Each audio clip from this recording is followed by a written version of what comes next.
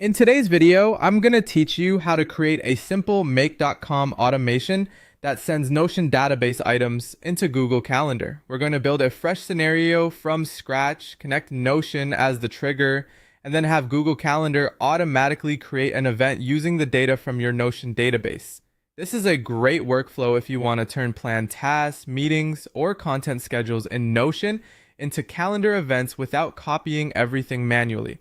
To begin, open make.com in your Chrome browser and create a brand new scenario. Starting with a fresh scenario helps keep the workflow clean and makes it easier to follow along, especially if you're new to automation. Once the scenario canvas is open, you'll be ready to add the first module that controls the flow of the automation.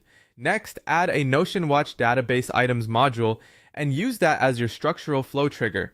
This module is what tells make.com to monitor your selected Notion database for items that should be processed. In other words, this is the starting point of the automation. Whenever a new item appears or whenever the module is configured to detect changes, this trigger will pull that information into your scenario so the next app can use it. Make sure you're selecting the correct database, since the fields inside that database are what you'll map later into Google Calendar.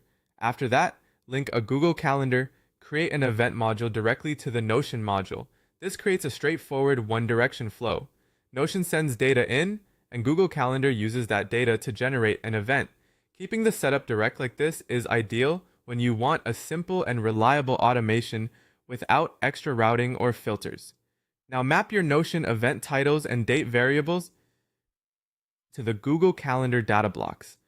This is the most important part because mapping tells make.com exactly which Notion values belong in which Google Calendar fields. Place the Notion title field into the event title area in Google Calendar, then assign your date-related variables to the event start and end fields as needed. Be careful here and choose the correct date properties from Notion so your events appear at the right time on your calendar. If your Notion database includes clear date fields, this step is usually quick and easy. Once everything is connected and mapped properly, your basic automation structure is in place. From here, you'll have a clean setup that takes information from Notion and turns it into Google Calendar events automatically, saving time